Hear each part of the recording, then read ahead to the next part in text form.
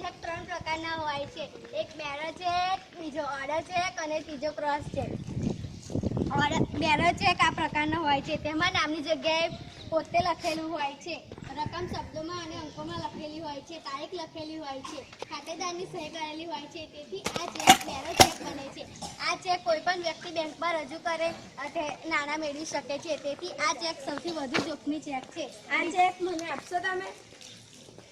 તમને ના મળે.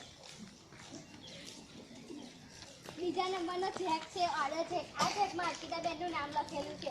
નીચે 2500 રૂપિયા શબ્દોમાં અને અંકોમાં લખેલા છે. તારીખ લખેલી છે. ઓર બેરર ઉપર લીટી મારેલી છે. નીચે ખાતેદારની સહી કરેલી છે. તેથી આ ચેક ઓર્ડર ચેક બને છે.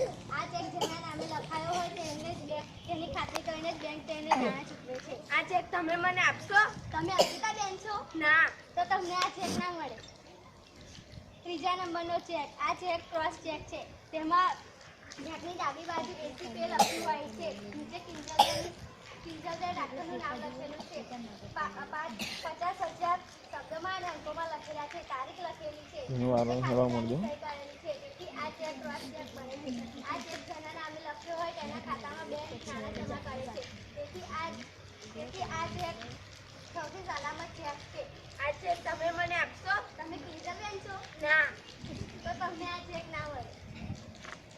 પૈસા બીજી રીતે પણ ઉપડે છે તે તમે પેલા સાહેબ સમજો. Thank you madam.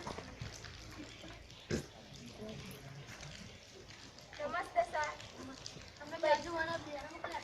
હા. અમુક કામ જેવું છે. જો તમને આ એટીએમ કાર્ડ છે. તે 24 કલાક 7 દિવસ 12 મહિના 365 દિવસ એમ અકાઉન્ટમાં કાર્ડ નાખી જાઓ, પૈસા ઉપાડે જાઓ, કાર્ડ નાખી જાઓ, પૈસા ઉપાડે જાઓ. ચલો તમે મને નહીં બધાને સમજાવો.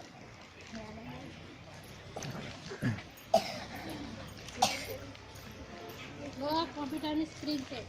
અહીંયા એટીએમ કરવાનું, અહીંથી પૈસા નીકળે, અહીં સ્લીપ કોમલે આમાં આ બાજુ કર. અહીંયા કાર્ડ નાખવાનું, ફરી કાઢી લેવાનું. અહીંથી 1 થી 9 આંકડા છે તે તમારે અહીંયા દબાવવાના. અહીં લખવાનું આવશે પૈસા જોઈએ છે કે નહીં. તમારે હા કે ના લખવાનું. જોઈએ છે તો કેટલા જોઈએ દબાવવાના. ધારો કે 500, તો અહીંયા 500 લખી અને તમારો પિન નંબર લખવાનો. તે પૈસા બહાર આવશે.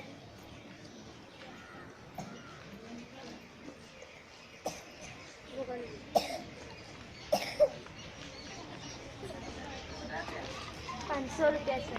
આ પૈસા જમા હાથે કરાવે છે. પેલા અહીંયા નાખવાના.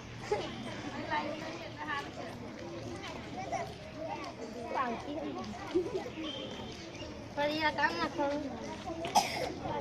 ફરી એમાં તમારો પિન પર નાખવાનો. ફરી આખરથી આમ કરો એટલે જતા રહે.